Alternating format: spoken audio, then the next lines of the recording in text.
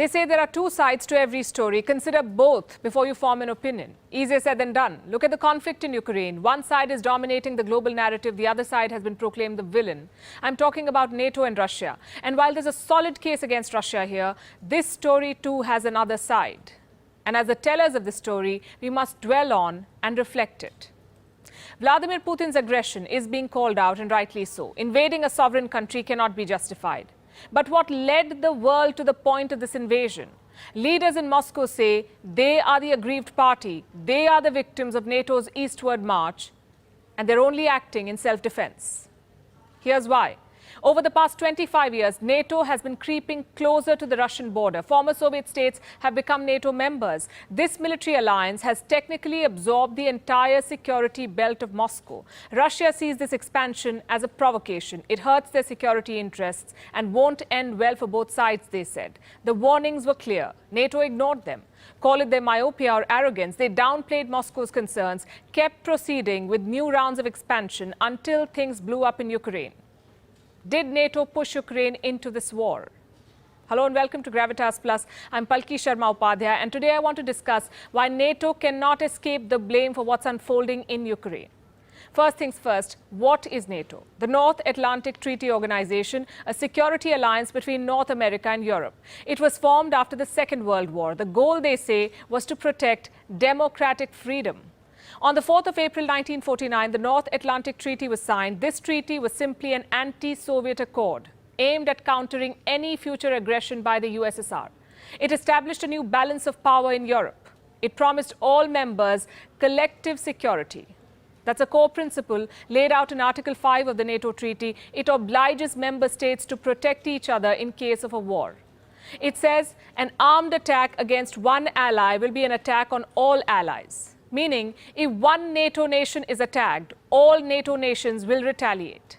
This allowed NATO members to pool and share their military resources. They built efficient defense capabilities, but there was more to NATO than just defense. It was an alliance of liberal countries, an engine of democratization that was supposed to promote common values and interests, also push back against the rise of communism. Naturally, Moscow saw this alliance as a threat to its interests. In response, it created the Warsaw Pact in the year 1955. It was a counterweight to NATO, the Warsaw Pact. These were the members.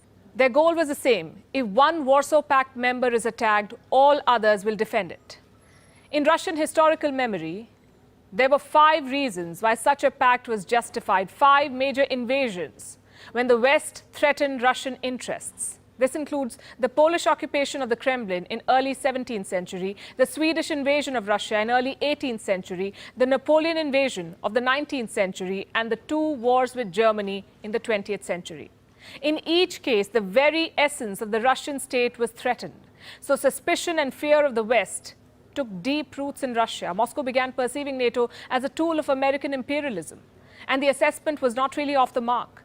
In 1989, the Berlin Wall collapsed. In 1991, the Soviet Union disintegrated and the Iron Curtain was completely demolished.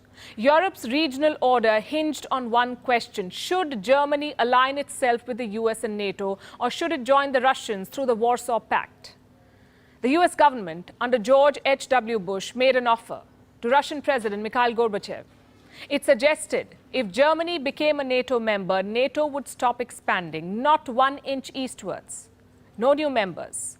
Today, the US says it made no such promise, that no such deal was ever struck, but hundreds of memos, meeting minutes, and transcripts from US archives indicate otherwise. Nevertheless, Moscow bought the offer.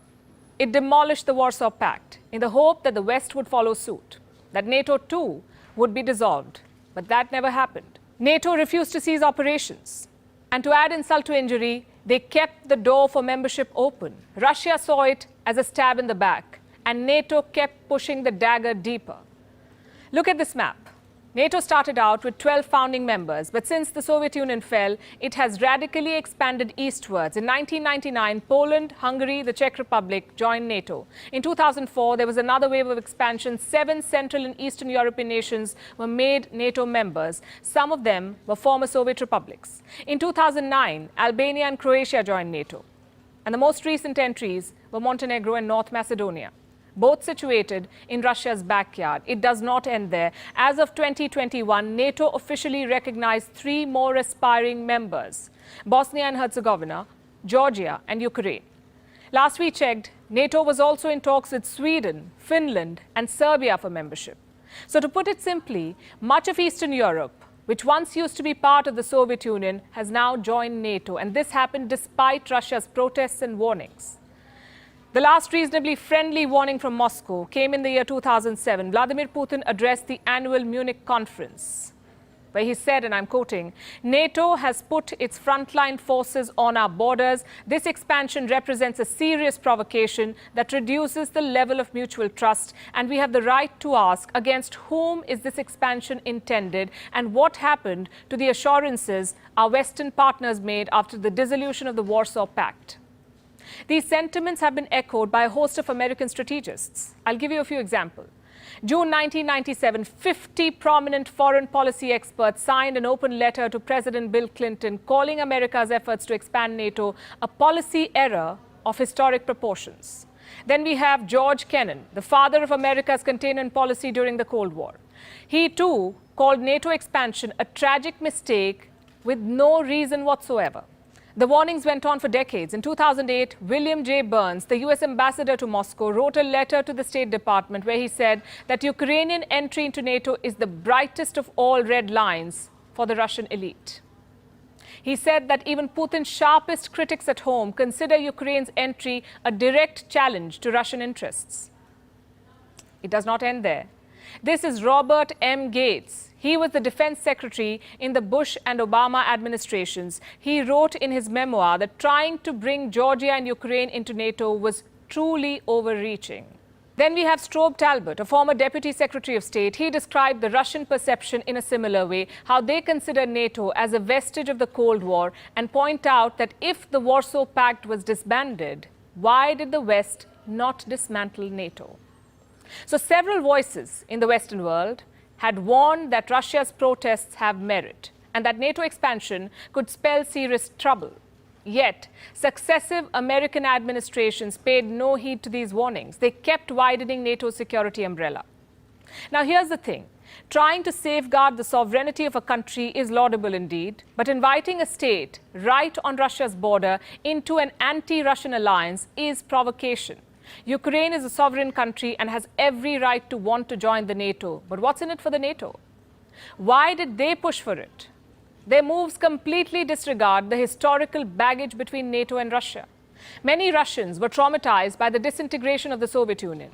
In an instant, they lost 1/3 of their territory, half of their population, and most of their military might. They found themselves much weaker before Western unity. They felt that an unjust settlement had been imposed on them, and it was done in their moment of maximum weakness and vulnerability. So they looked at any state leaving Russia's sphere of influence as both a strategic loss and a matter of national humiliation. When we analyze why Ukraine was attacked, all of this needs to be taken into account. Does this justify the war? Absolutely not. Russia's actions are criminal, no two ways about it. But the West is not innocent either. They did not do what they could have to avert this war.